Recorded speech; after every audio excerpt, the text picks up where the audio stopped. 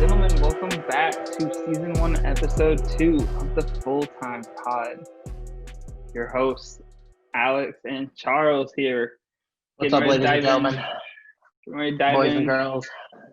We'll review a little bit of week 1's action in the Premier League. Got some good highlights for your boy Charles. Yes, sir. Oh, and I have a hot take about a certain Chelsea player. Oh, yes. We got some lowlights take for your boy over here and Manchester United fans around the world. This episode brought to you by any potential future advertisers who would like to jump in while the getting is good. Keep in mind, you jump in early with us, you build with us, we build with you. It's always gang over here. Just letting y'all know. Always. We're building the profile. We're building the brand. Get in while the getting's good. I mean, yes, sir. Biggest game of the weekend, Chelsea-Liverpool. Questionable red card. Not at all. Questionable. All right, you know what? We're going to start this off right. Okay? That was definitely a red card. But we'll get to that. Let's run down some scores real quick. NFL tackle right there. Exactly. All right, so we're going to run down some scores real quick for the Premier League. So, we had Fulham, Arsenal. Arsenal beat Fulham 3-0. I'm looking at the wrong match day. Here we go. Match day 2, not match day 1. I'm already goofing. Sorry, ladies and gentlemen. All right, here we go. Everton, West Brom. Everton beat West Brom 5-2.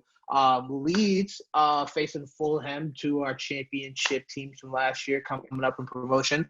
That was a real good game. I think there was a lot of early goals early on, but Leeds United 4, Fulham 3. And then this is gonna hurt my boy Alex's soul right here. Crystal Palace, Manchester United 3-1. Crystal Palace. Wow. Definitely gonna get into that later. Next, Arsenal, West Ham. I remember watching that game. Arsenal winning 2-1. West Ham kind of just screwed the pooch a little late there. Next game, Tottenham versus Southampton. Tottenham 5-2. Heung-min Son came in with 4 goals, and all 4 of those were assisted from Mr. Harry Kane. Next, we had Brighton and Newcastle. Brighton, even though they got a red card in the game, still came out on top 3-0 against Newcastle. Next, Liverpool, Chelsea, champions. Yes, sir. We came out Liverpool 2-0 over Chelsea. Again, we'll get into that a little later. Leicester City versus Burnley. This was actually a really good game. I remember watching it over the weekend. That was actually after the Liverpool-Chelsea game. Leicester 4, Burnley 2. So, based off that performance, and I think their performance from the first week, they beat West Brom 3-0.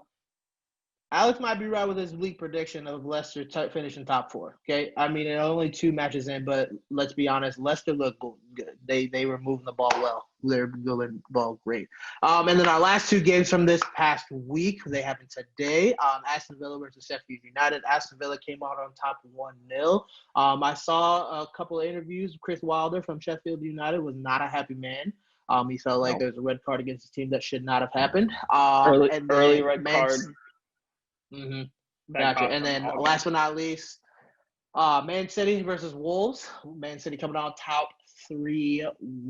I thought that would have been a closer game, but it was. The Wolves pulled one back, and then Man City, I guess they got a late goal. So all those other scores from all 10 games from this past weekend. So yeah. All right. So what do you want to talk about first, Alex? You want to talk about you and United, or you want to talk about Liverpool and Chelsea first? I'll give you the floor. Let's start. Good news or the bad news? Let's start with neither. I'm going to jump in with my early take is Everton under Carlo Ancelotti look like they're having fun. They just looked like they were having fun from the highlights. I wasn't able to watch the full match, but the highlights, those guys looked like they were having fun. Jump over Leeds Fulham. Leeds is about to score 80 goals this year, and they're about to concede 79. You don't know. They just going to score, and they're going to give up a lot of goals. We Yo, going he said 8 and 79. That's we a going terrible goal difference. But at least to come out on the positive side with that one. It might flip though. It might flip. That's true. That's true. I gotta give Arsenal credit. Arteta has his boys working hard right now, for sure. Mm-hmm. Southampton needs to wake up because they're starting with a rough start, especially how hot they were at the end of the restart. Not so good right now. Brighton, Newcastle. That's the type of game. You're a Brighton fan, you care. You're a Newcastle fan, you care. The rest of us, I'm sorry, I didn't get up to watch that. I watched some of the highlights. My boy over here pulled way ahead in our fantasy 1-on-1 because of your goal scorer, who you happen Neil to Mopay. who you happen to captain, baby. So he got like a billion points. Liverpool, Chelsea will dive in a couple of moments with you. Let you go off on that match. How you feeling about your team? Leicester, Burnley. I told you, Leicester look good. Now whether they hold it the full season, that's the Brendan Rodgers question. Yeah, can he do it over a full season? I mean, he's done it at Celtic. He won a bunch of trophies at Celtic, but I mean, this is a whole different. Celtic also happened to be the only Celtic in that league. That's what I'm saying. I mean, and like if you think about like their biggest rival, Rangers, like from what I've seen, I think the Rangers just beat them for the first time in like half a decade.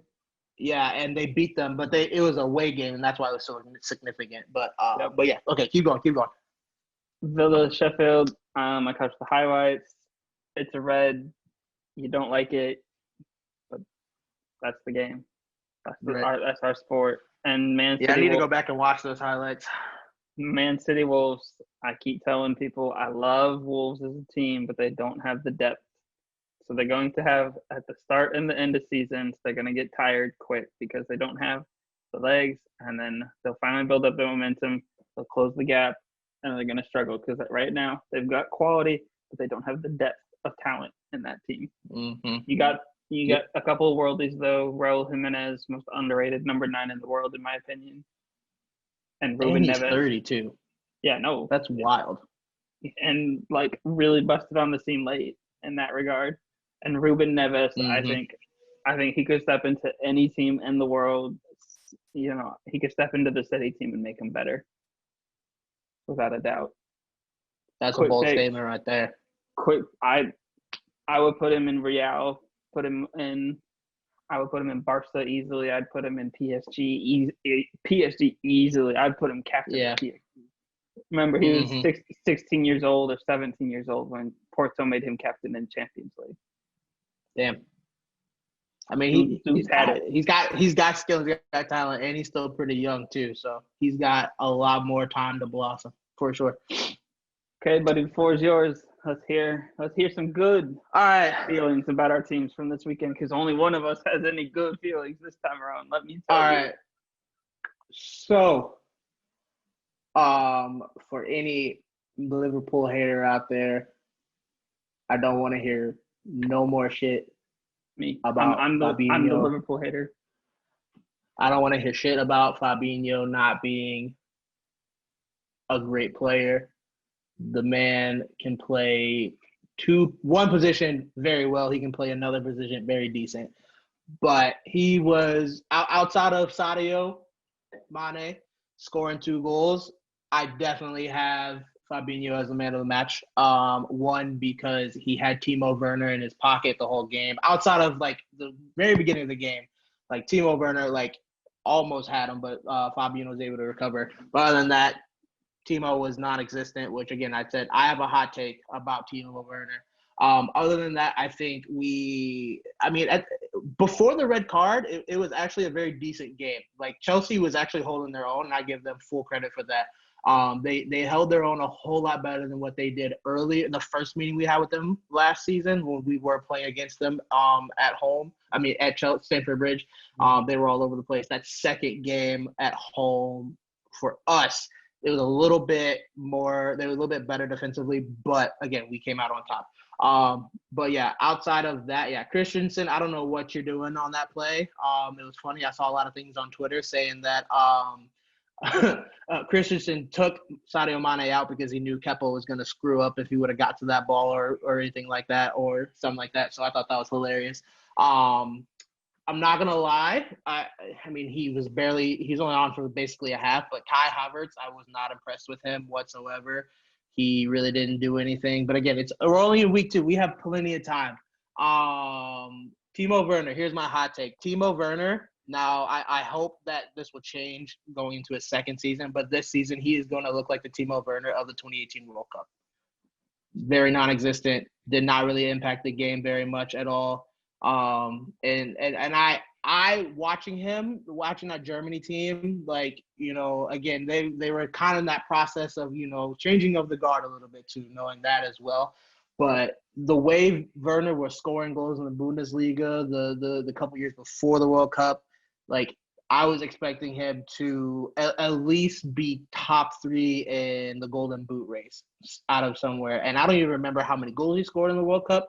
I know it wasn't many, but I think Timo Werner is going – so he did score 0, 1, 0 whatever. 1.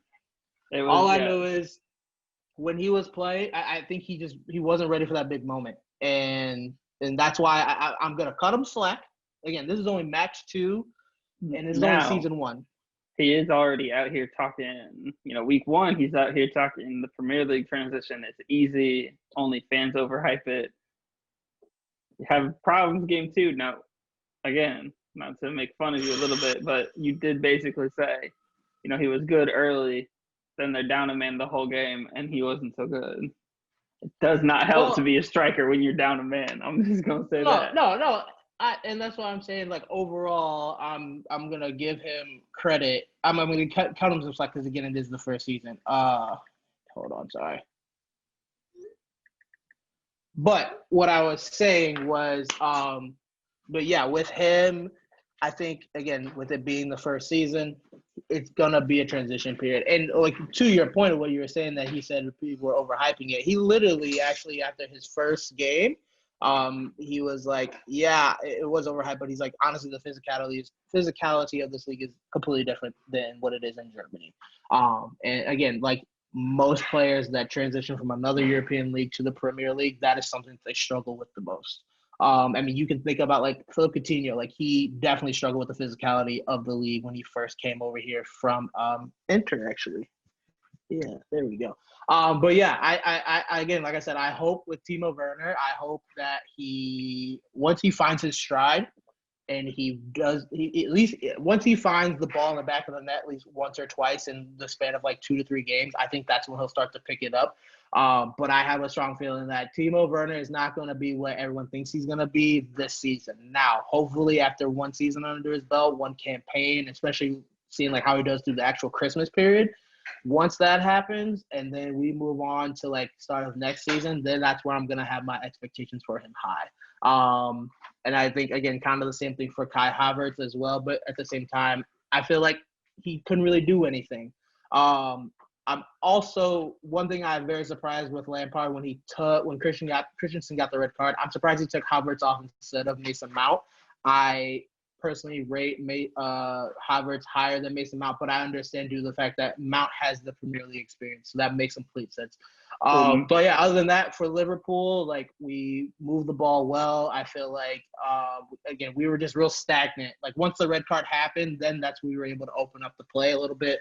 But we were definitely very stagnant. And then Thiago, I mean, like world class, like 100%. Like I can't deny it.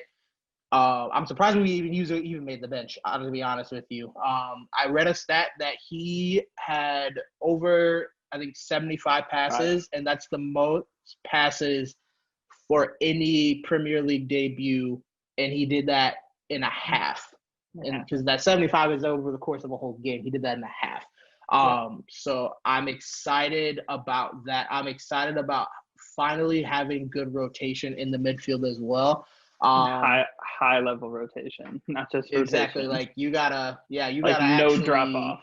Yeah, you gotta actually compete if you want to play.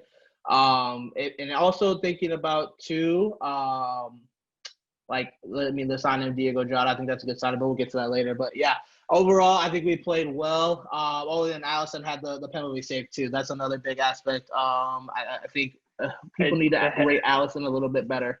De Gea had a penalty save too. We're not talking about that right now, okay? You giving me the table, you giving me the floor, let me have my moment.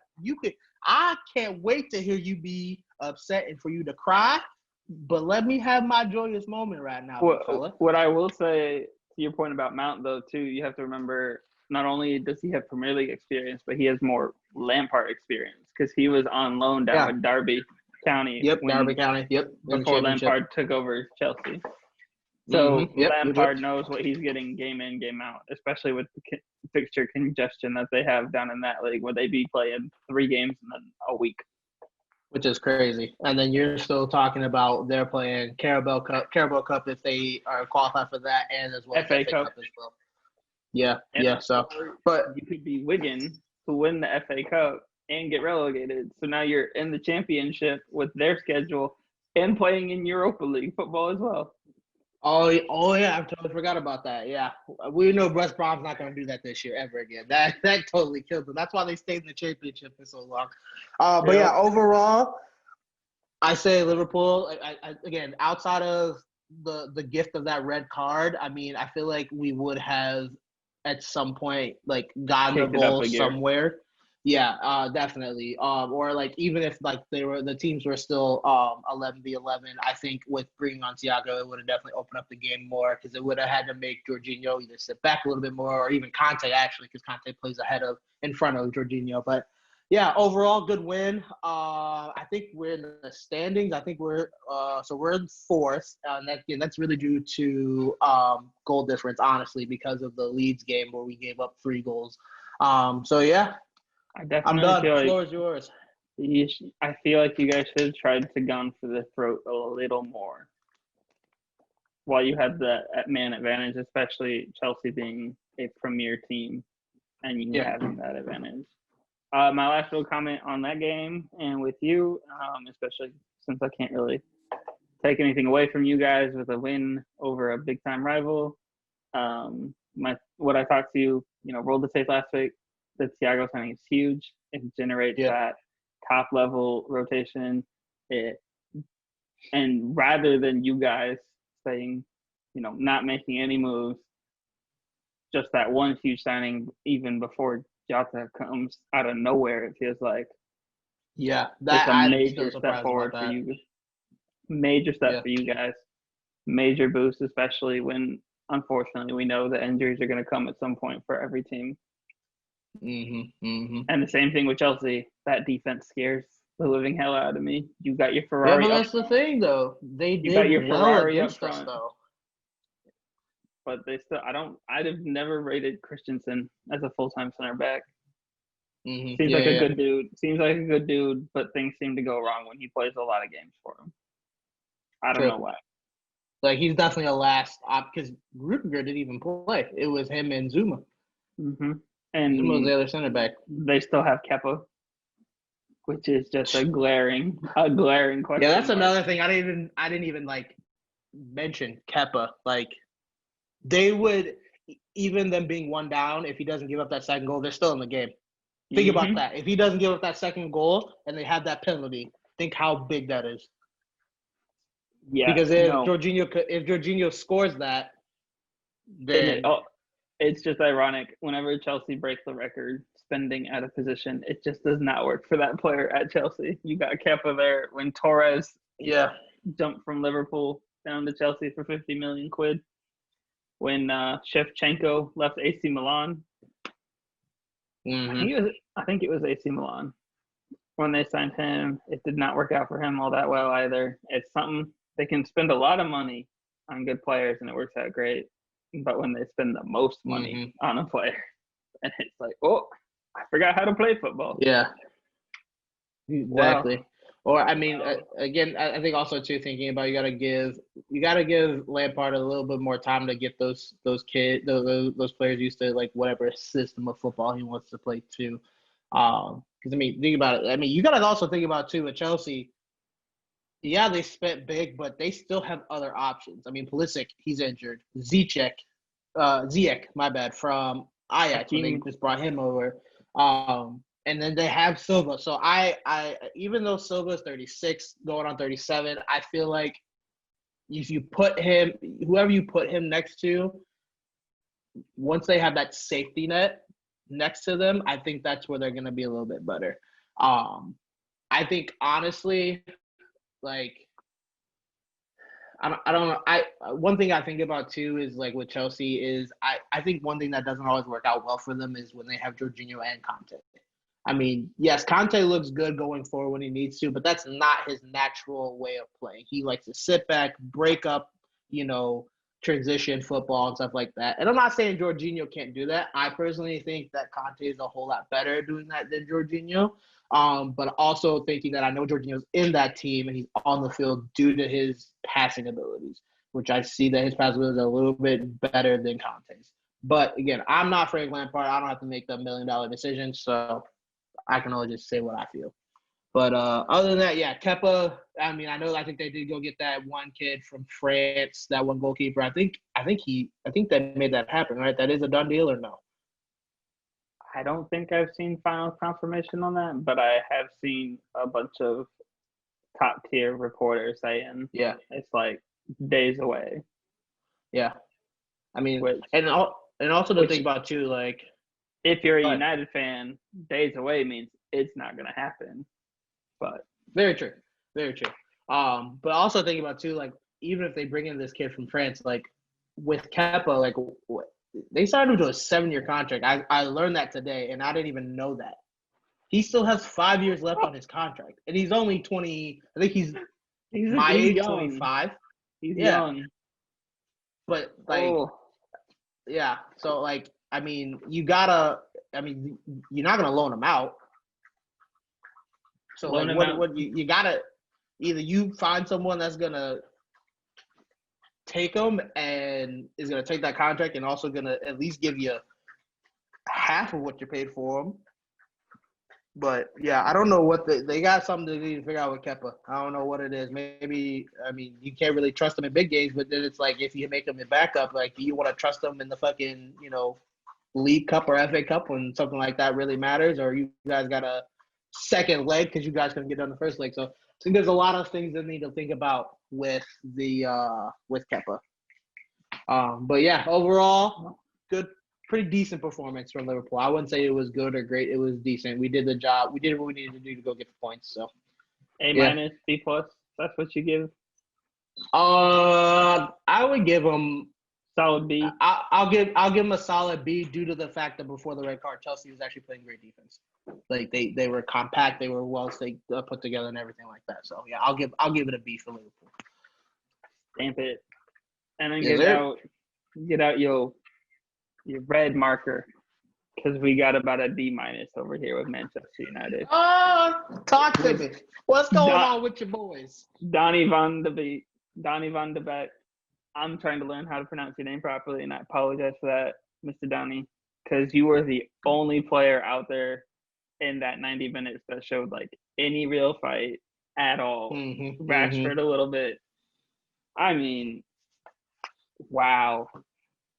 First of all, the simple fact that the three major things allegedly that Ole wanted to upgrade was a left back or right back, like a higher quality fullback to compete with Shaw and Wan-Bissaka. Williams. No, like a grown. I love Brandon Williams. I think he has a future for sure, but he's still a kid. He's 19. Right, but I was specifically talking left back. I totally missed it. I said right back when you said it when you referred to ABW. But yeah, go ahead, keep going. Because Shaw injury problems, consistency problems, and honestly, he looked slow. So maybe that last injury even affected his sprinting because that hadn't been hurt yet with his injuries. But it's always been lower leg injuries with him, though. He looks slow. Higher quality center back. A proper number 2 that you can throw in no matter what and trust. And a right winger. All 3 goals directly involved with the positions that Ole wanted to upgrade. All three. Yeah, you sent me that that picture that showed like how much you guys are shifted to the left side of the field. I'm gonna get to that because Okay. I sent our buddy Charles over here a picture. I'm gonna get to. My bad. We'll throw it up in the video. Shout out to the video editing team over here. For now, Mr. Charles Smith. That's your boy. So the people understand. When you look at the map, it's a map of the players' average attacking positions against Crystal Palace in the first half. So we leave Dan James and Timothy Fosu-Mensah, our right flank, young flank. I think this is the first time I've ever actually seen them play together in a game, first of all. Second of all, how we entered a whole new season with Daniel James as our starting right winger and Timothy Fosu-Mensah as our starting right back. That is worrisome enough that I see in the pregame lineup. I'm like, this is a risk, but maybe it'll work out. I don't know. Dan James started the league on fire last year. I have a question. Dan James is an old-fashioned winger. He gets out. He beats you with speed. He puts in good crosses. He's not cutting in. He's not robbing. He's not cutting in, only using his left foot 99% of the time. Take that shot. And Fosu-Mensah is a dude that I've loved when he came from over, and we saw early highlights in the academy. But for whatever reason, he always seemed at his best as a central defensive midfielder. Van Gaal brought him up, threw him in it right back out of nowhere, and it never really looked like it kicked on. He was on loan at Fulham 2 years ago when they were still in the Prem and couldn't break into the team sheet at Fulham, who got relegated in last place. And he's our starting right back. Yeah, throw him out there. So I have two questions for you. So first one, really quick. Yeah, go ahead. I finished the map for the people listening. Yeah, my bad. Every other player is essentially at the right goalpost, facing right goalpost, and to the left. No one is within 30 yards of them on the field. So you now have 8 of our 10 outfielders just all on one side. Crystal Palace could guard, and especially they're all grouped up. Crystal Palace could guard more than half of our team with 3 guys comfortably. And you saw it. The play was slow. The passing was – you and me jump out of field tomorrow, and we could pass about as well as some of those passes were being hit. And we're not getting paid 200 pounds a week, 200,000 pounds a week. But boy, if I was, let me tell you, I'd be pinging them shits across field. Straight dead-eye accuracy. It was slow play. It was bad play. I mean, it was as bad and as terribly boring as the Van Gaal play got. At least you knew what the plan was. We were going to absolutely suffocate the other team with possession, nick a goal or two, and then try and hold it. It did not work that way a lot, but that was essentially what we were trying to get used to. Mourinho, park it, bust it, counterattack the hell out of somebody. I don't know what this was. This is 5 years with 3 different managers and full-time managers in charge with no philosophy left over. It was bad from I get, Pogba had to leave the French squad with COVID, and I was surprised he started. I mean, McTominay was bad. McTominay out of nowhere tried to be Ronaldinho, over fancy, flipped the through ball to Martial, which would have given us an easy chance. It was like the only half chance in the first half for us. I thought that we had a realistic chance, and he tried to over flick it like a fancy FIFA pass and just threw it out. Whereas if he played it simple and hit Martial in the stride, Martial I think at that point would have been about from the penalty spot range, so about 10, 11 yards away from the goal, and one hit smash. Which was a goal last year for Martial. Is it a goal this year? I don't know, because you couldn't tell with Martial because he was hardly involved in the game. Yeah.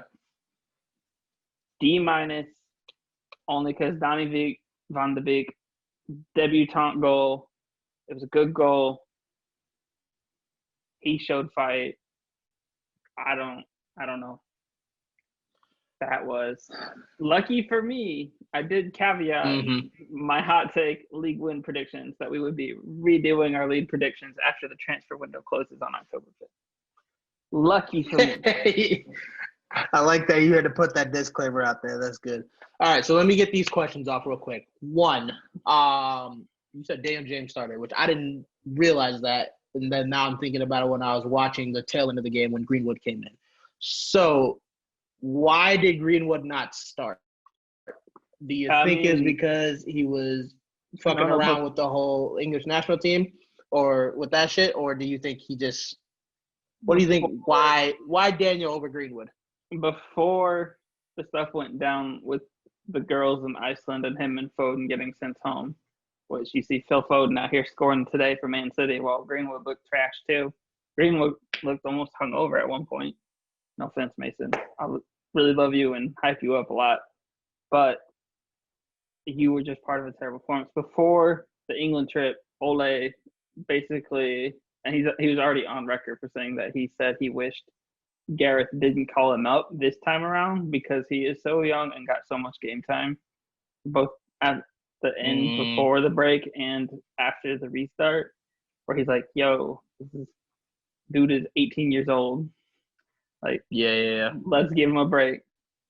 And then he doesn't get that break. He goes with the team, and then he has the very humiliating moment being sent home, everything else in the papers, which is a whole separate story. The fact that no other country in the world, they'd make a couple jokes about it, but no other country in the world loves to laugh and try and ruin anything of their young potential superstars more than the English national press does. We've seen it with Sterling. We've seen it with tons of guys. And I'm not saying these guys haven't made mistakes or done stupid things, but if you were 18 years old and I started paying you $100,000 a week to play football for your life, are you gonna make stupid mistakes? Oh, of course. I mean, it happened with Beckham. It happens it happened with Zaha. It happens with all the stars for sure. Yep. So yeah. Shout out Sky Sports, Teresa Evra, United legend. Love that man to death. Shout out to him also calling out the Wilfred Zaha hooking up with David Moyes' daughter and getting dropped. I did see that. Getting dropped after starting preseason on fire and then never coming back to Manchester United again, basically. Shout out David Moyes. Sent them packing back home to London too. Goddamn. And then my second question I was gonna ask. Well, actually, now I have two more questions. So thinking about, you said Fosu Mensah, right? Started right back. Was AWB? Was he hurt or was he given a rest? So Fosu Mensah, I believe I saw that he started the Villa behind the scenes friendly that they played last weekend. I don't think it's an injury recovery. I think it's just that Bissaka doesn't have his legs yet after playing, because Maguire played every minute of every game last year, and then Wan-Bissaka was second most minutes on the team. So I think it's just one of those cases because the schedule has been so interrupted that you don't want to get someone hurt. But at the same time, we saw our lack of depth and whatnot doing that. Rashford literally broke his back last year. Yeah. That's where we are. And then still came back for the restart. So my last question is thinking about, excuse me, thinking about Manchester United and thinking about, you said you guys have no philosophy and stuff like that. Now I have two questions. No consistent philosophy. No consistent philosophy. Okay. First question out of two, which will lead into the second question. What style of football do you want to see United play? And then to lead into this next question, with that style of football, who would you want to be your guys' next manager? Now, I'm not speculating anything that Ole is about to get the boot or anything like that soon. I'm just saying in general, if you just could sprinkle a little pixie dust to make it however you wanted it to be, what style of football and who would you want to manage that style of football? Attack. And they have to be current, a current and alive. We're not bringing Fergie. Well, Fergie's not dead, but we're not bringing he is current Fergie back and alive like that. And I am bringing back Sir Alex Ferguson because we play attacking football. That's our club DNA. The DNA of the club out there is the academy and the attack. And you've seen that at our two best periods in the club in terms of winning trophies. You have Sir Matt Busby and you have Sir Alex Ferguson, and they promote the academy and they attack. That's what we do. Now, some people like to think that Ferguson, because I remembered watching Ferguson games, and some people, the way they talk about it, they're like, he was even more attacking than Klopp. That's not true. Fergie knew there were situations where playing a more park the bus and then smash the counter was going to win the game. And not only win the game, but you could win a game like 6-0 doing that. Do we really want to say he parked the bus, though? I feel like Fergie more not. I don't know if I would say park the bus. I would say he knew when he needed to be conservative, though. Tom Cleverley was the attacking midfielder for us in some games. Tom Cleverley. Huh? There were some games he put Raphael got a few championships. He put Raphael in at central midfield instead of putting Pogba in, which also helped Pogba decide to leave the club at that point in time, which sore subject. No, but Fergie that was knew. The best decision that ever happened to him, though. Fergie knew, and this is something in the National Football League, why Belichick and the Patriots have won so much so often, is that you want to have your identity, but you also wanted liquid enough that you can change, that you can throw your opponent off, and that you're confident enough in your ability to do so many different things. They can't stop you, but you can stop them. Even from them not being able to stop you, it helps you stop them. And that's the thing. Like, we don't have that right now. It's one of the biggest things, obviously, but it goes to the squad depth and general squad ability. And we are nowhere near the top level squad depth and ability versus what we were working with before. I mean, we were like, hey, PK, you're not going to start here. You want to be a full-time starter, you can go back to Barcelona. When we had Vidic and Ferdinand. Michael Carrick at his peak sitting on the bench in some games. Like top level guys, even like top level guys who were underrated. I'm not saying Michael Carrick was a Xavi, but Michael Carrick at the top of his game was pretty darn good. And just to have that as a constant rotating. Look at like I was gonna say, I think that attests to. You got it. Go. But it's, I don't want to go too much because we're still building up our fan base. I'm not trying to come off as that fake United lover hater. I'm not riding coattails. Feel your feelings, Alex. Let them know. Ed Woodward has to go. I'm tired of my 18 ramen subscriptions. I'm tired of the tractors. I want somebody in the office that understands how to run a football club. We're going to jump in with a little fun new series where we start watching the football documentaries and shows out there, provide reviews, and listen. A lot of people don't like Daniel Levy. A lot of Spurs fans hate him. A lot of everyone else who's ever had to negotiate with him hate him even more. But the man understands the game and how to move forward with the game. We don't. Yeah, but he doesn't have any trophies to show for it, so I don't want to hear shit about Daniel Levy. That man don't. He knows what he's doing, but he doesn't. The guy at Man City that they took from Barcelona, whose name I absolutely cannot pronounce, but I respect him because he knows how to build the team. TQ something. I don't know how to say his last name. He did it at Barca. Yes, they had their golden generation of players, but guess who was still overseeing that they had a good manager, that they had the facilities and everything to run with it. And look how mediocre. Yes, Barca's won, but has it been comfortable? Not nearly as comfortable as it was a decade ago. Has it been comfortable at Man City? It's been pretty comfortable at Man City. Till they get that Champions League. They know what they're doing. Yeah, but the Champions League, you can be the best team for a decade and not win the Champions League. You get like one. Yeah, that's true. you're less than a quarter second late. I mean, the De Gea penalty is a prime example. De Gea's cleat was less than a quarter inch off the line with less than a quarter second before the dude started kicking the ball itself. And you're going to tell me that matters enough on VAR to overturn it. After the VAR penalty for the handball was mediocre enough because the new handball rule is so bad, let me tell you. You're talking about the one from last year, how they retweaked it this year? Yeah, they made it worse. They made it worse. Because now if I'm on offense and you're a center back in the box, all I have to do is flick the ball up. It hits your hand at all. And it's a penalty kick.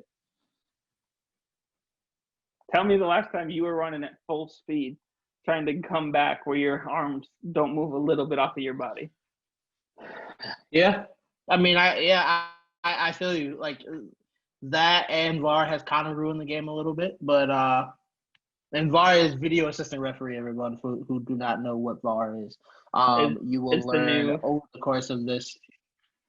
It is the new system that helps the game in the sense that it allows referees to review incidents that they might have missed, might not have been able to see.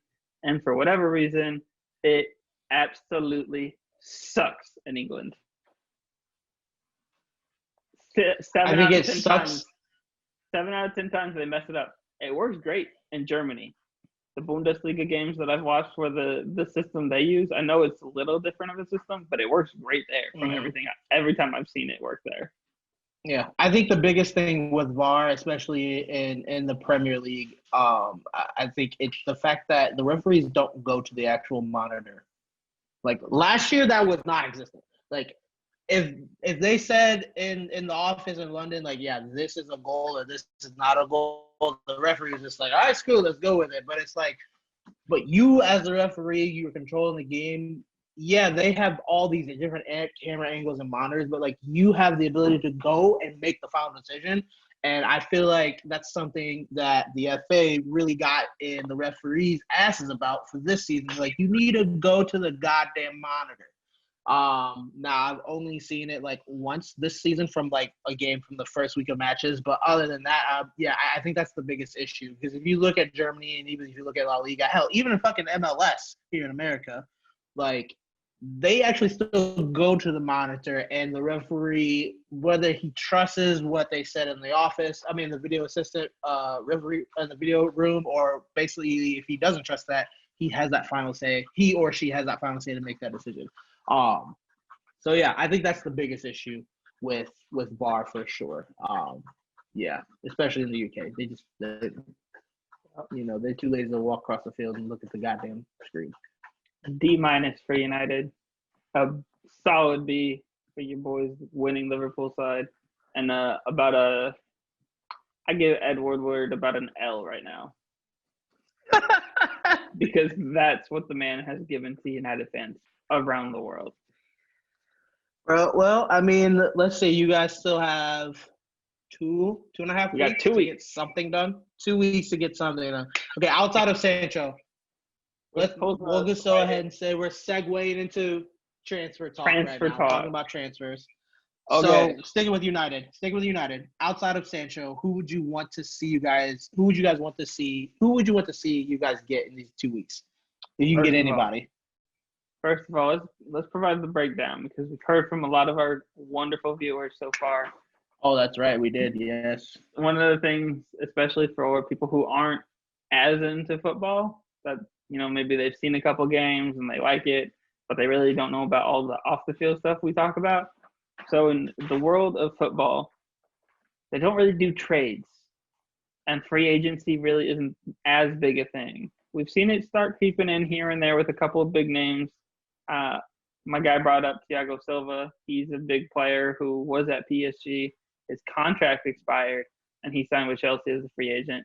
But in football, rather than a trade, they have the transfer network, transfer system, where essentially teams literally negotiate with each other over spending money to buy a player that they want that might be at a different team. Mm-hmm. For example, Donny van de Beek, our debutant goal scorer, we paid, Ajax, the team that he was at in the Netherlands, we paid them about 35 million pound, about 39 million euro, which I'm sorry for all the major news people. We paid 35 million pounds, not 39 million pounds. You like to change the numbers and always make it seem United pay more, even though you don't like to do that for everybody else. But so now in the negotiations, we agreed to the price with Ajax, who he was playing at.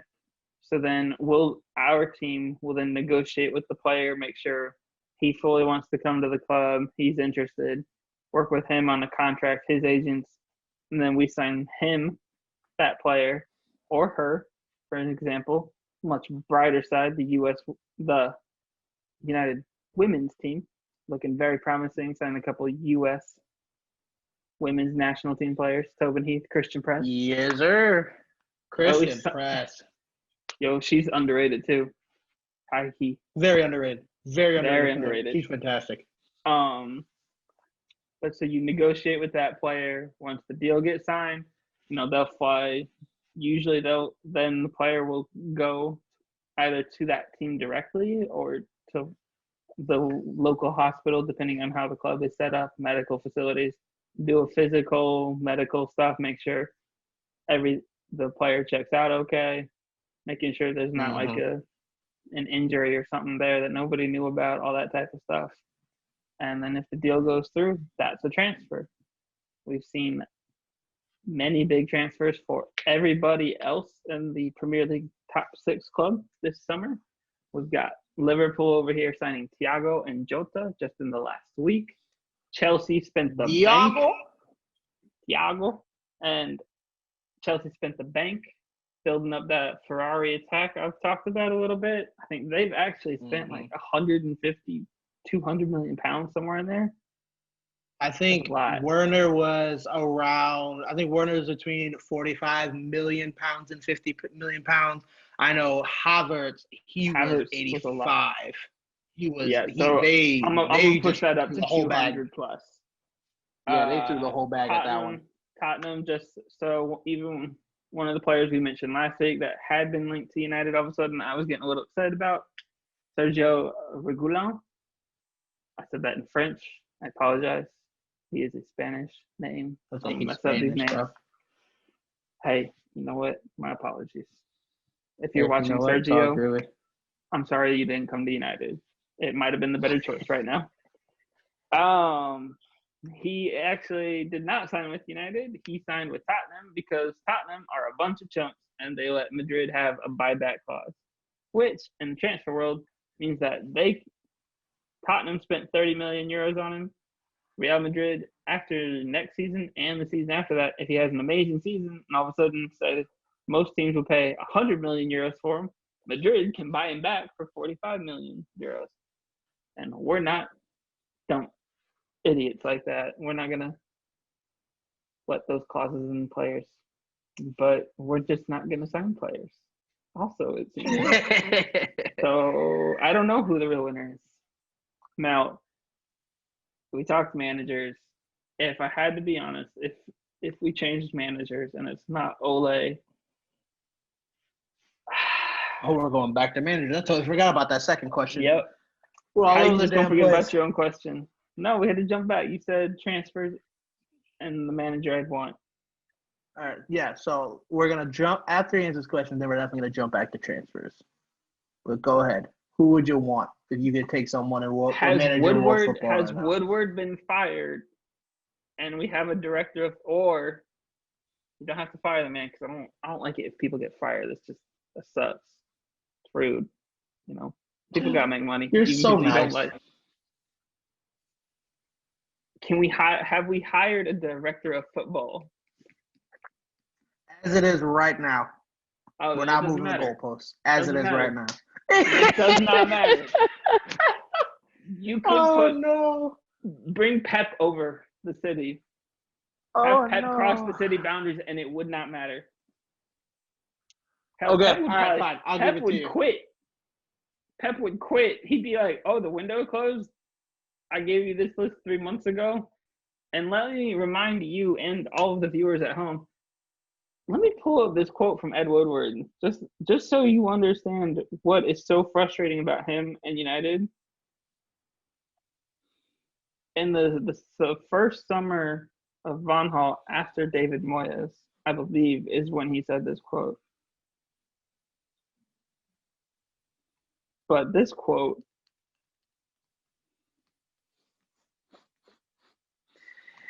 he said okay, it don't even matter. That's hilarious. September 14th, no, September 2nd, 2014 is when Ed Woodward is quoted by at Transfer Center. And I remember this quote going around a bunch of places. Mm-hmm. Ed Woodward in July. We can do things in the transfer market that other clubs can only dream of. Watch this space. That was the summer transfer of 2014, which I believe 2014, that was David Moyes' year, I think.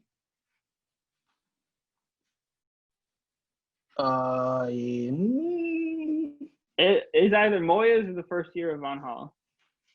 It's right in there.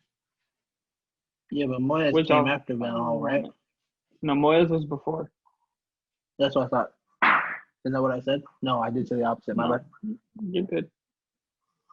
Manchester United. Again, would love to thank Google as our sponsor right now. Shout out Alphabet Corporation. Thank you for flushing us with so much cash. Oh, well, let's look at this amazing transfer window. You got Ander Herrera, who is a solid squad player who always played hard for the team, no matter how good or bad the game was going. Definitely shout out there. Ander also left for PSG last year. He's already been gone a year. Luke Shaw has had really good highs, but unfortunately has had terrible luck with injuries. Getting his leg broken by a dude. Got his leg broken by a dude who was then given player of the match and not a red card somehow. I don't know. You tell me how that works, FIFA. Angel Di Maria, who was gone within 1 year after basically admitting that he only used us to get money, a higher contract for the 1 year, and because PSG couldn't sign him that year. At least he was on. Daley Blind, who has also left the club since, and I love Daley Blind, actually. I think he's one of the more underrated players because he's just one of those guys that you can pretty much stick either anywhere in the midfield or backline, and he'll put in a decent game for you. He's just he's good at the football. He's not amazing. He's very rarely going to blow you away. He's just good. But that's what you need when you're building winning teams. You need those guys that you can rely on. Because if you rely on a team full of Coutinhos, you'll lose 8 games in a row, and then you'll win that next game 30-0 with amazing goals everywhere. And then you'll lose your next 6. The incomparable Falcao on the 1 year. I totally forgot he played for you guys. I didn't even know he was still playing football. I watched him still playing in the Turkish league. 1 year loan deal. I think we paid for the loan because it was like a 10 million loan and buy option after. You guys paid for that? Oh no. I mean, I almost got a Falcao jersey kit. I'm not even gonna lie. I was hyped when it happened. And Marcos Rojo. He was the shit. Marcos Rojo. He's still on the books, isn't he? Nope. Rojo is on the books. He just left. Yeah, no, Rojo's on the books. He went on loan somewhere, and then he got hurt, I believe. But that is the group that Mr. Woodward proclaimed that United could do things in the transfer window that other teams could only dream of. 1.5 of them are still on the team. Bleak. Because it's been about that way every year since. And first of all, when you're that bad at that high a level, I don't know how he still has this job on the football operations. I get it. The Glazers, our owners, have made tons of money with Woodward. He's done, again, our 37 Doodle sponsorship deals are fantastic. Our tractor deals are incomparable to the rest of the league. But that shit don't win you games. That does not win you It games. don't win your league titles. And when you don't use all that money that you're generating based on the legacy of being one of the premier teams in the world, I mean, the run that Ferguson had with United, it's insane, especially in the English league being much more competitive amongst the top level group than, say, Spain has been so dominated, especially by Barca and Real the last 15 years. Atletico sneaking in there definitely lately. No disrespect there. Juventus has owned Italy for almost a full decade now. Bayern has literally owned the Bundesliga for a decade, and they're about to own it again. ESPN has that little like streak thing game that I'll pick it up and play it for about a month, like every year. And I saw it the other day. They're like, Bayern win by 3 or more goals against Schalke, and I'm like, yep. Can I pick this like 10 times right now? I just pick this for 30 picks right now. Yeah, and they won 8-0 after. I mean, they didn't win the PSG game like 8-0, but they owned that game. PSG never looked close. And PSG got some good players. Phenomenal players, actually. World class. Never looked in the game. Ever. At any point. And I don't think Mbappe was playing in that game either. No, he did. No, he played. Oh, that's right. No, he came back. He missed the semis. That's right. He missed the semis and he came back from the final. Yeah. All right. Let's get back to his transfers, though. Transfers. Allegedly, I know United are linked with Alex Telles. Retweeted a couple of the reporters I've trust about it. They're usually consistent. Fairly good price. Allegedly 20 million euros. I'm like, this isn't real. That told me it wasn't a real deal. I don't know if that happened. And Telles is coming from Porto. Benfica or Porto? Porto. Okay. Yeah, that money line over there that Porto has, let's just keep selling amazing level players and just replace them every couple of years somehow. Porto, Benfica, Ajax, they're all amazing at doing that. Realistically, though, besides that, I haven't seen us close to linked with anyone. Supposedly, we called Bayern about Thiago, but I think that was, if anything, like due diligence or to maybe try and make you guys pay more. I don't think there was real interest there. Midfield is the only place that we're like, I don't want to say good, especially after watching that game, but we do have quality in our midfield and depth. Yeah, I feel like picking up Donnie, like it kind of solidified you guys' midfield a little bit. Where I mean, like you said, like if you wanted to give Bruno or Pogba a game off, you could just slide Donnie in there, or you could put Donnie in behind them. So I feel like that was good on your guys' part. But yeah, with Thiago, I honestly didn't think it was actually going to happen. But I think with the way Liverpool. Okay, go ahead. Hello. Yeah, I'm done.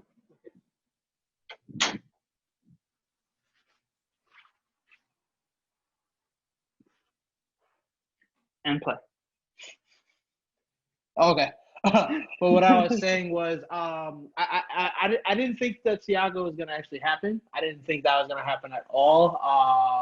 I mean, we talked about that in the first episode. Yeah. Like we're kind of surprised that it happened. Honestly, I didn't think it would because there was. So much hype. I thought Thiago would leave. I wasn't sure it was going to be to Liverpool, but the way the club people at Bayern were speaking, it seemed like he was set to leave. I had no idea where. Yeah, he definitely was.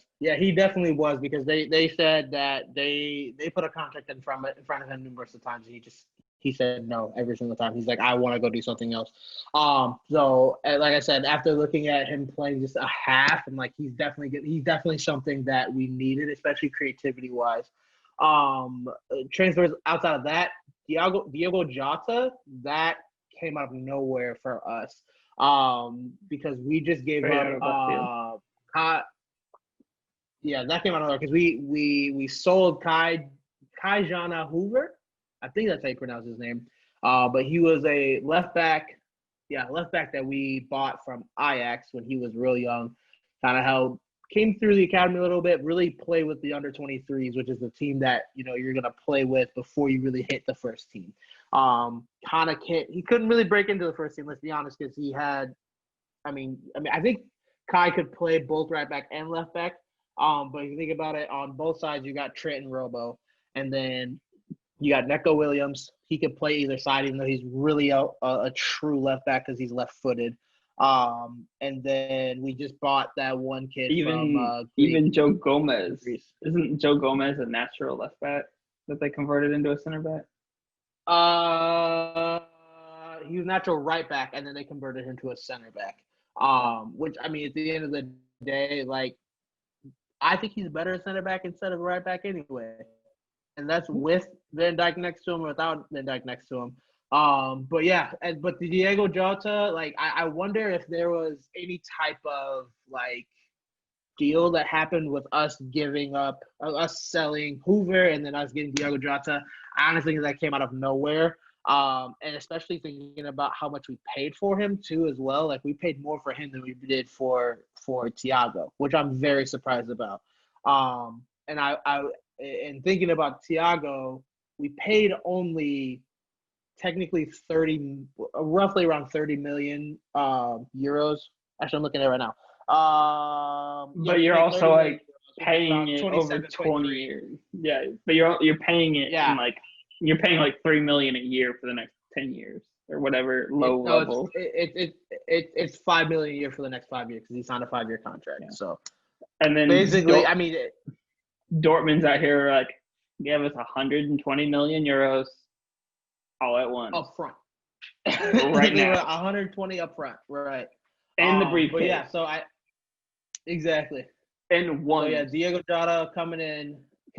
I think that's going to help us definitely, especially finally giving Firmino, Salah, and Mane some fucking rest. Like, these boys have been going at it for 3 years. Like, and I don't know what's going on with our medical staff, but for the fact that none of those three players have really like broken down at all is amazing to me.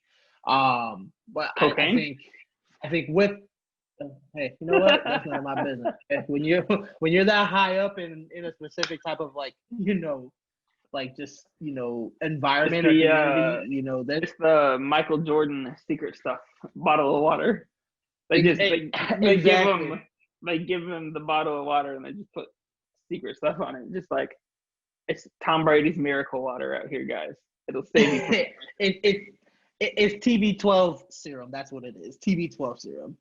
But yeah, so Jota coming in looks good. I think we are gonna possibly give up. I saw some reports that Divock Origi is gonna probably be sold, maybe, but we might keep him just for reinforcements. Honestly, how can you let that man leave after all the clutch things that he's done? But you gotta think about it. Like, maybe he wants to leave, but maybe he doesn't. I don't know. It could be a money thing too. He deserves the statue more than Mo. If I'm starting any front three against Everton, Origi's first one on the team sheet, 100%. If Pickford's on the field, Origi's on the goddamn field. I'm gonna tell you that right goddamn now. Speaking of it, you might need another 5-6 goals against Everton based on how they're playing out here. Yeah, I was looking at the fixture schedule. I think we play them in 2 months. We don't play you guys until January, which is very surprising. We play you guys in January, and then we play you guys again in either April or March. We always get one of our big rivals. We don't play them until like the last possible game week. Like, so game week 19 and game week 36. It happened to City. the one game Alexis Sanchez had where he scored the brace on City, or he has had the double assist against City. Basically, the one game where I was like, "Hey, Alexis Sanchez, he's a United player. Let's go." Like it looked like he finally figured it out, and it was going to work well, and it very clearly didn't. That year we played City like the last game week in the first half of the season, and like the third to last game week at the end. That was very bad. Yeah. So, and then let's see what other transfers did I talk about? Oh, Gareth Bale.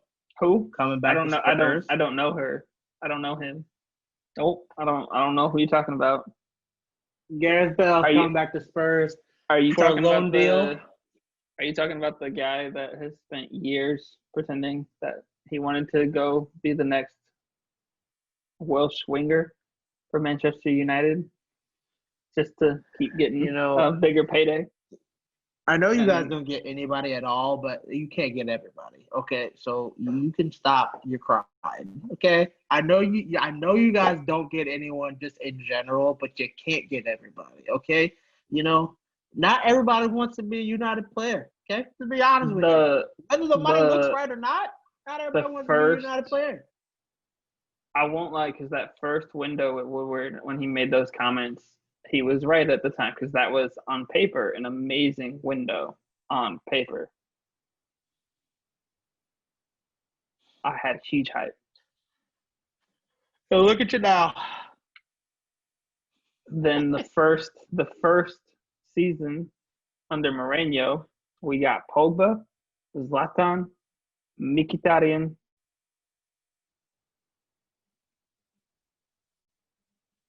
Who was the? That's a who for you. Who the hell is Mkhitaryan? That's a who for you. Who never left Dortmund.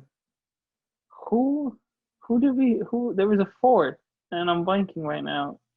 And it don't matter because nothing came out of it besides the Europa League, so it don't even matter. Hey now. That is something. I don't. You couldn't win it when you guys were in it, so calm down over there, big shot. Plus, we beat the Ajax team. But we was playing the undefeated Europa League gods of Sevilla, so I don't want to hear that. I don't want to hear that. We were playing the gods of the Europa League. We beat that Ajax team that would make that Champions League run with a 17-year-old Mathis de Ligt and 19-year-old Frankie de Jong. Matthias de Ligt. But yeah, I can't remember. But Bale's coming back to Spurs. Yeah, since then, I have not loved a window, just because, first of all, we haven't had a right winger in almost a decade at this point. Like, since Ronaldo left, we haven't replaced him. We haven't even come close to replacing it. We haven't had a proper right back since Neville retired. Shaw's had his. You know what? Nope. I'm not going to go off on United. It's not a United show. We cover everybody. Yeah, with your little fiddle and your, one Premier League title having team. We've won one Premier League title, little buddy. We've won almost half of the available Premier League titles.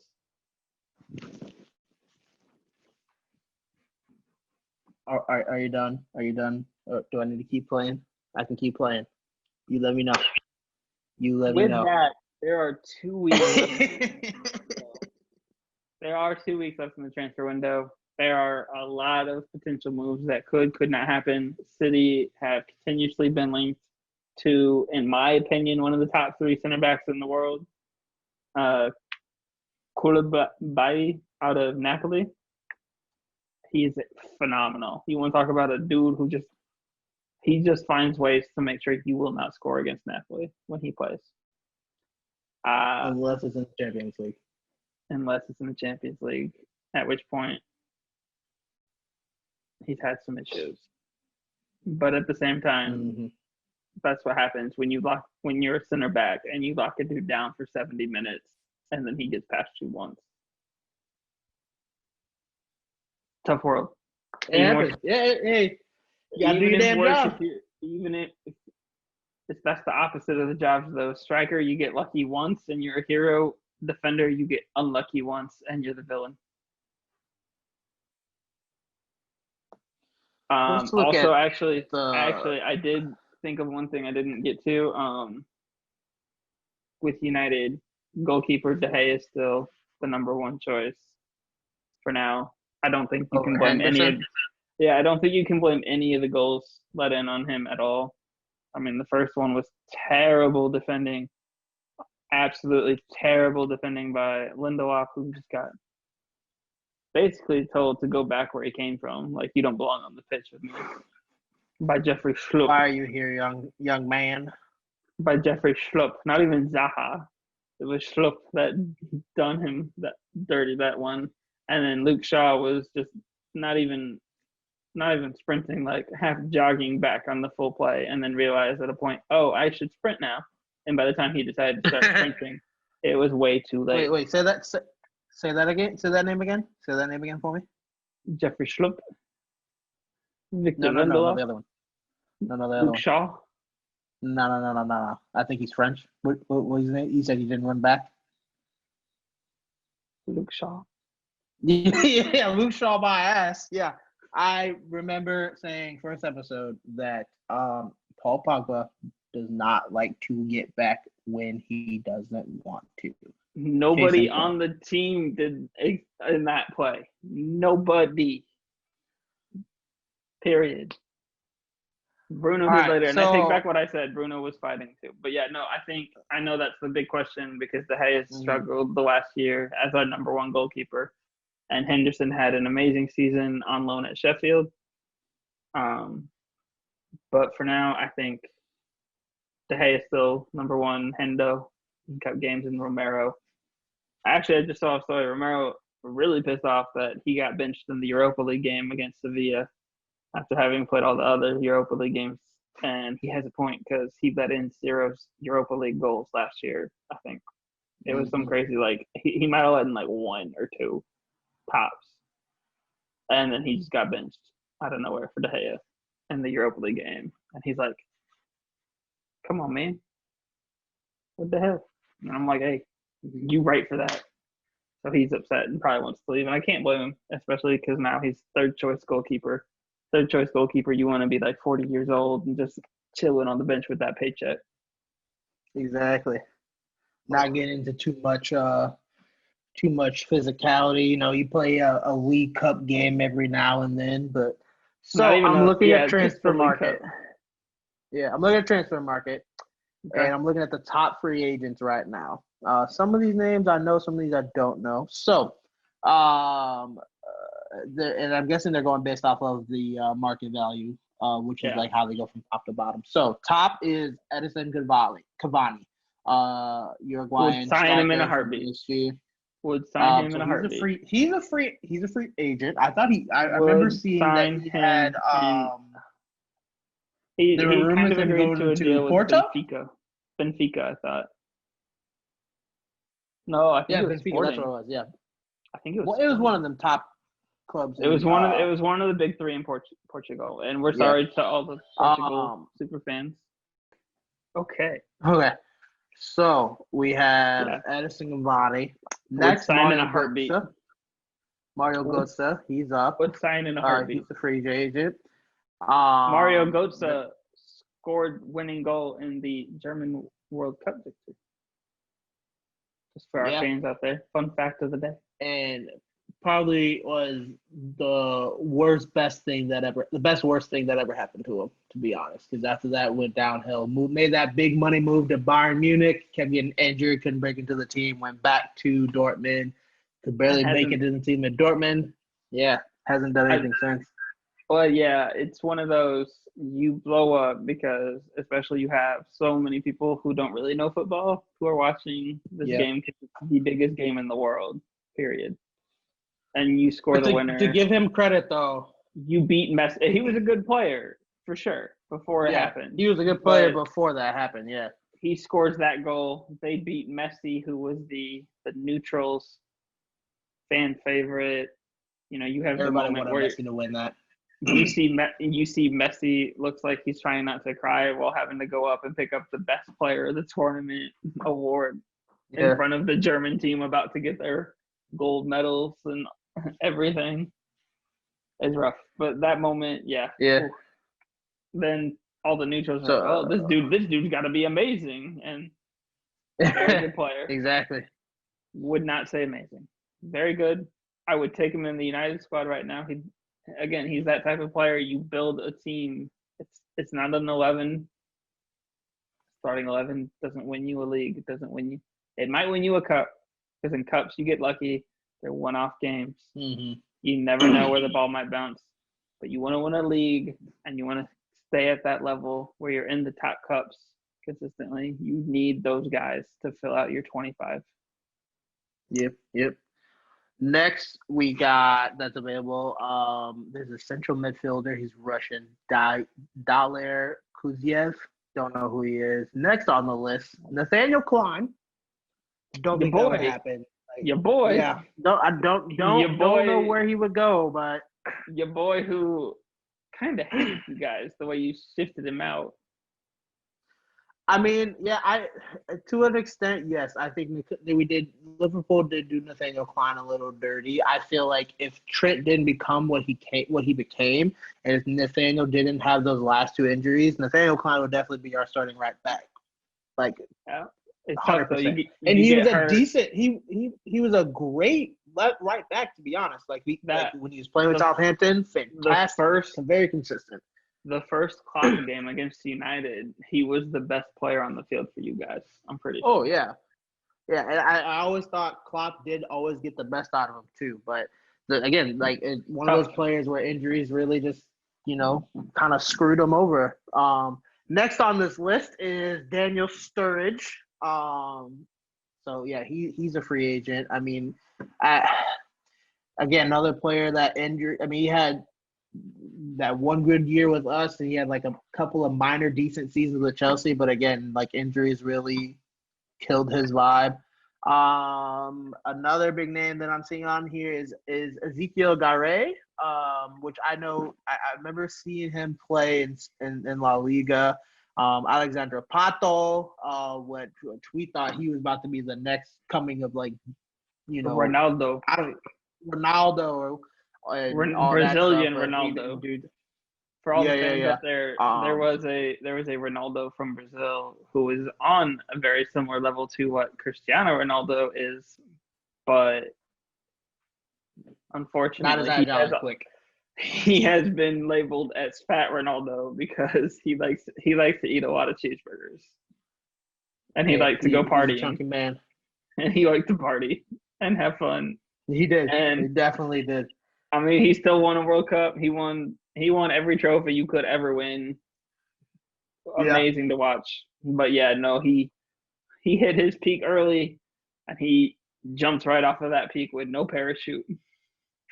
He just went full send. That's true. I'm going to read up a few other names. Next name that I'm actually surprised that he doesn't have a team is Mario Mandzukic. I'm surprised he's not on a team somewhere. I feel like he would be a great depth player. Even though he's 34, yeah, I get it, but I mean, he can still play well. I'm laughing a little bit because half of these players we've been like heavily linked to in recent years. Yeah, but that's like we were gonna go after Garay. We were gonna go after Ezekiel Garay.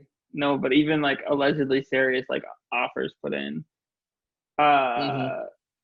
I'm pretty sure Jose was trying to get Mandzukic. Yeah, I remember that. I remember the rumors. Like that was a hard pursuit. I'm pretty sure. And Mandzukic looked at our team and was like, "I'm good. I'll pass." Exactly. Like I want out of this team to play more, but I don't want to play more with you guys. I mean, you know what? It makes sense. The last two names, you got Eric Maxim Choupo-Moting, which I guess he's not with PSG anymore. That's no, they let him go. And the last if I remember, he didn't get along with the guys well, or something happened with the PSG players. Gotcha. And then last but not least, the last name I'm going to read off is Hatem Ben Arfa. Remember when he was playing with Newcastle, he was doing work. Head case. So one game. French boys being head cases. He will. one game he'll go off, he'll get you a hat trick of goals or assists, own the game. You're like, bro, this is Andres Iniesta out here. The next game he'll go full. What was the one dude? The guy that got the red card that gave Man City the league title over us that one time, where we tied on. Joey Barton, my boy, next game. Joey Barton. Joey That's Barton, my guy right let there. me just like go in full studs into your leg. Let me break your grandchildren's leg. I'm gonna kick you so hard right now. I think he's actually managing in hold on. I know he's managing somewhere. I just can't remember where it's at. I'm pretty sure I saw that and I was like, I think he was in the French league actually. That's amazing. Oh, that one I still don't see, and obviously it's because I'm on this side and I'm not a Man City fan, but how can you not have like a playoff if you have two teams that are tied on points after 38 games? Mm-hmm. Like, you got to have a playoff. You can't just let it like goal scored or not scored, because there's so many things that go into that. Obviously, in a 38-game season, style of play, sure. But at the same time, if a team gets lucky one day, because some of these goals if you hit a post 3 inches to the left, it hits the post and goes in. 3 inches to the right, it hits the post and goes out. And it's not a one-off. That happens all season to every team. I don't know. Mm-hmm. I say they have to have a playoff game at that point. Mm-hmm. So yeah, Joey Barton. He played in France. He played for Marseille, and then he just had a one loan spell with Marseille. But he is the gaffer, the manager of Fleetwood Town in League One. Fleetwood Mac? I remember seeing him. Fleetwood Mac. Fleetwood Mac should buy Fleetwood Town. Just saying. Sorry to all the Fleetwood fans who hate me now. That would actually be kind of fire. Shout out to all the Fleetwood fans that hate us now. But if Fleetwood bought you, A, you would be relevant. B, you would make money and actually get promoted. And C, you'd have like some of the most fun owners in the league. Jesus Christ. Also, all right, let's wrap it up. Last transfer update, and then we'll jump into the first episode of All or Nothing, Tottenham Hotspur edition. Yeah, and then we'll wrap it up after that. But go ahead. Yep. Shout out to Alex Greenwood completing the amazing quad transfer. She was the Manchester United women's captain for our premier season of existence. Left to go to Olympique Lyon, who, for those that don't know the women's game, Olympique Lyon has won like 9 out of the last 10 Champions Leagues. It's best female club team on this. Watch a women's World Cup, and like all the top players, not from the U.S. women's team, about half of them are on the Olympique Lyon team. At least. And even at one point, like, I know Alex Morgan played there a couple of years. I'm pretty sure Rapinoe played there a couple of years. I could be wrong on that one. I think I think Rapinoe. Rapinoe played for Lyon. But Greenwood completed her transfer to Manchester City, completing not only a Devils duo setup, but having been to 4 teams, 2 of the most heated rivalries, 1 long-term, 1 recent because they're fake and have no real fans. But she's played for Everton, Liverpool, Manchester United, and now she plays for Manchester City.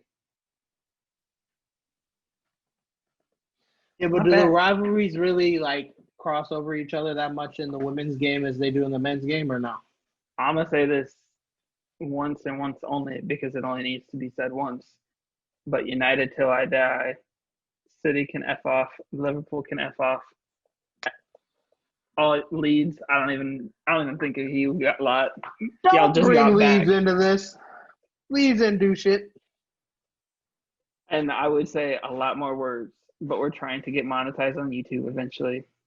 I'm trying to get those premiere ads out here. The ad revenue. But yeah, Megan Rapinoe did play for Lyon. She played one season, 28 appearances and 8 goals.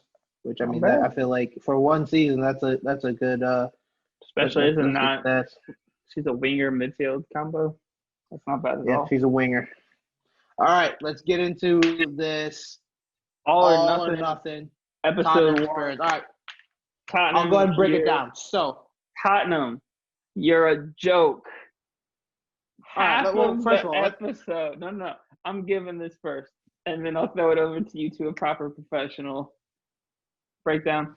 Half the episode you're getting compared to the big teams. Stop thinking about us. We're rent free in your head. It's like, you know, when your little brother has one halfway decent game against you in like FIFA or 2K or something, and he starts talking that talk, and that's the moment you're like, okay, let's get that rematch. You sit up in the chair, do the full sit up. All right, let's run it back. Run it back. Boom. What happened last year? Probably what's about to happen to United this year, but I'll eat my crow next year. Anyway, for anyone that doesn't know what All or Nothing is a Amazon Prime docuseries, and they do, outside of just soccer itself, they have seasons where they go follow NFL teams, and they follow the All Blacks, which is the New Zealand national rugby team. They also follow the Brazilian national soccer team. They've done some Michigan football team. Yeah, they've done some college athletics as well. So basically, it's a camera crew follows the team all throughout the season. And so the latest season that came out was for Tottenham Spurs. So it opens up really them talking about the first half of last season. So this follows them through the 2019-2020 season. And so first episode, they're really talking about what the status of the club is in that moment in time earlier on in the season, kind of what's going on. Their coach, they were coming off. They're coming off one of the best seasons ever. Yeah, because they made the Champions League final and they lost against Liverpool. And then they're like, okay, we made the Champions League final, which the way they made it was in great fashion. They also cover this in the documentary in the first episode as well. They were down 3-0 in the first leg against Ajax, and then they went to Ajax and scored 4 goals to push them through because of a away goal aggregate. We will explain what that means in a later episode so you guys can understand. There's a lot of things. We should actually, next episode, we're just going to talk about soccer in general. We're just going to talk about how that shit works, how leagues work, and all that stuff. Anyway, so talked about, them coming off that season, and their expectations are, look, we made a Champions League final. We should be fighting for the Premier League top 4. Really, we should be fighting for top place if we can go out and make a Champions League final. Great, cool. Start off 2019-2020 season. Start was awful. They couldn't barely put the ball in the net. They could not string passes together to save their lives. They couldn't put a good run of games together at all. Comes down to it that they fire their coach at the time, Maurizio Pochettino, which he is Argentinian, correct? Am I correct on that? I believe so, yes. Yes.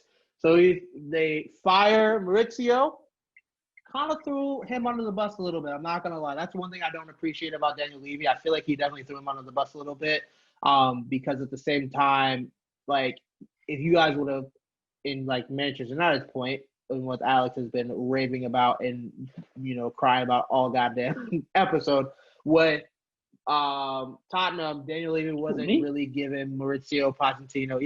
He wasn't giving Maurizio Pochettino the signings or the money that he needed to, boost the team and to, really, add players to the team and stuff like that, add squad depth and all those things. And they signed 0 players. Yeah, zero players. Which, as I said last week, it's one thing. Yeah, it's one thing if you don't sign any big name players, but to sign no players at all, that's insane, especially in the soccer world. As I said to Charles last week, before Liverpool signed Thiago, y'all were standing still, which in the football world meant that you were falling behind. Tottenham signed 0 players and some of their biggest name guys, as they hint in the series. They getting fed up. They players. A couple of their key guys. They're like, what's going on? Why aren't we trying to get better? Yeah. So with that happening, they didn't sign any players, didn't have a good start whatsoever. Dan Levy just kind of, throws Pochettino under the bus in the series, and Pochettino's out of there. And who do they bring in? They bring in the bad boy. One. The bad boy. Not a footy manager. Not Jose. It's not Jose. It's Jose. He says it in the documentary series. Jose Mourinho. Which when that happened in real life, I was very surprised due to the fact that he coached not once but twice. He coached one of Tottenham's biggest rivals. He coached Chelsea. And I was just very surprised about that. Go ahead. What were you gonna say? I was gonna say, if it was Arsenal, it would be deeper. I know there's still a rivalry between Chelsea and Tottenham. Very valid. But it's kind of similar to like them, Chelsea and Tottenham are the rivalry is similar to us and City. It's not quite that level between us and Liverpool. Because we hate each other. Yeah. Which one of the fun stats for all of our newer fans, especially those learning about transfers, no player has transferred between Liverpool and United since the 1960s. The 1960s. That's the grudge match going on. But you're saying straight from one team to the next. You're not saying because there is one player that. Right. I just want to make sure we specify that because there is one player that did play for Manchester United, left Manchester United, went to another team, and then he went on to play for Liverpool. I can't remember his name, but I'm picturing his face. No direct transfers between the two clubs since, I want to say it was 63, but I can't quote you the exact year, so I'm going to stay safe with the 60s. I mean, at the end of the day, it doesn't matter because we know it'll never happen. It'll probably never happen in at least our lifetime. But back to All or Nothing, though. So basically, they bring in Jose Mourinho. And for him, he's like, all right, I need to figure out what this team is. Who is this team? What is their identity? That's something Alex talked about a lot last episode as well. And it's really, again, the first episode is really just you seeing Jose really just start to take, just to take on the reins of this team and trying to figure out what this team is about. Like, who are his players? I've already watched the whole series. I don't know if you have finished the whole series yet, Alex, but I can say just after watching the whole series, and this is not going to spoil anything, I seen Jose Mourinho in a different light than what we see in the papers, what we see in the media and all that stuff. Like, he is actually a great manager. When I watched, I hated Jose. I hated Jose as the Chelsea manager. I did not like him. When he became our manager. Yep, Jose did manage United. Within 6 months, seasons, I think. Within 6 months, I was like, if this man was here at the takeover, at the switch after Alex left, we're still that Manchester United. No doubt in my mind, even with as bad as Ed Woodward has been. Because it's a whole, that's a bold statement, it's that makes sense. Whole different seeing him. Because as I was joking, this bad boy of football, he is so misrepresented in so many ways. Because he's 100%. He's that coach that is going to push you further than you can go, and it's not good, and it won't work sometimes. But he's going to push you further than you thought you could go, and even than you can actually go, and he will keep pushing you. And then it's the guys who respond to that and carry that, not only within themselves, but with the team, that you've seen, like the way Zlatan Ibrahimovic has spoken about him versus the way Zlatan spoke about Pep. Yeah. He talks about he would literally pick up a shield and a sword and kill some people for Jose. Whereas Pep, he's out here making sex jokes and questioning his manhood. Jesus Christ. That's Zlatan for you, baby.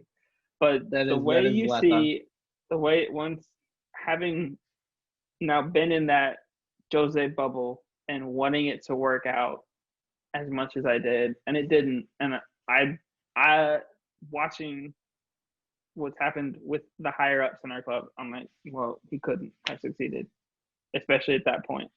But I think this will be interesting for a bunch of people going forward, people who are more in the football world who don't like Jose. I think you all will see when I was like, yo, maybe he's not that bad a dude. Like, he really cares. Yeah, he does. Yeah, for sure. That's what I got out of it. Yeah, I like to attest to your point where he really like pushes his players. I think it's not even that. I think he's really like, I'm gonna test you to see where you can take it yourself. I want to see how far, like how deep do you love this game? How much of this is his actual passion for you? And if he can actually see that within you, then that's where he's like, okay, I know I'm gonna push you, and I'm gonna push you to your full potential. And throughout, really that first like episode, you really kind of see that. I mean, one player in particular, you're looking at. Well, no, actually, no, that might be more second episode. Never mind.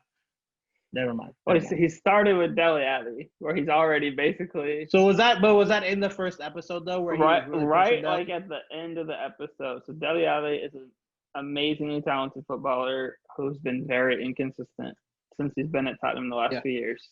After destroying Manchester United 4-0, when he was at whatever lower league team he was at, and they beat us 4-0 under Van Gaal, and I'm like, yo, we should sign that dude. And then Tottenham signed him. And I'm like, yep, that's United for you right now. We literally watched him. We watched him tear us apart, and we didn't. But didn't he? Didn't he want to go to United? I think so. We watched an 18-year-old. He wanted to go, but I don't think the money was right. Right? We watched an 18-year-old from Portugal tear us apart in a friendly, and like a week later, Sir Alex signed Cristiano Ronaldo, and I think that worked out pretty well then. But no, I think one of the really cool little moments was when he was like going around and when he joked about my name is Jose, not Jose. Yeah. But the point that was cool was him making sure he was getting all the different guys, especially getting their names and how to say it right. And then you see the difference. They call Winksy versus Harry, because they call Mr. Harry Kane Harry. They call him Harry. They Harold? Call Harold? But United go sign Harry Kane. That'd be fun. Yeah, that's never gonna happen. Anyway, get off my back, Tottenham fan. But I think it. But yeah, I think that with was this, really cool. But the moment that I'm worried about with Jose and Spurs long term is Jose is sitting there telling Daniel Levy, Jose. I apologize, Jose. Jose is telling Daniel Levy that Dele Alli, as talented as he is, he's a lazy fuck in training. And I don't know if it's going to work out. And then you're like, cool. Okay, have a good day. As a, like, how's your day going? And then you're just like, okay, bye. I'm like, oh, that's not going to work long term. Now, that could have been edited. That could have been edited. You don't know if that was the full conversation had, obviously, because this is a docuseries. Yeah, of course. And the directors are the people that tell the story, not the story doesn't get to tell the story. But that'll be interesting to see. Yeah. I mean, you could see out of that first episode that Jose is a very personable coach. And like I said, I've already seen the whole series. So, like, once again, we recommend any soccer fan to watch this series. And even I would say, go back and watch like maybe the Man City one or even Brazil. But we'll get to that one later. Talking about, just specifically talking about Spurs. I think that the first episode definitely sets up the tone, and also just the I can't remember the word. I don't remember the word I'm looking for, but it really sets the tone of like, okay, like we are really going to see Jose in a way we've never seen Jose before. And I hope that it wasn't just for the cameras, and Jose is actually like this type of person. But and again, think about it. I don't think he would fake it for the camera, because when have we ever seen Jose fake it for the camera? Like even when he was a pundit, he's never faked it for the camera. Yeah, I think this is the same thing where, seeing the in-house club interviews with him as United. Yeah. I think it's the type of thing. If he's your guy, and you'll run through a wall for him. And if he's not, if you're going against him, you will run through a wall to get rid of him, because he'll annoy you and tick you off. Yeah, I mean that comes up with a couple of players actually in the series. So, but I can't watch again. I've only seen the first episode. I'm a little late to the party on this one, but we thought this would be a fun little segment of the show. And that, good, ladies, gentlemen, and everybody else here, that's episode 2.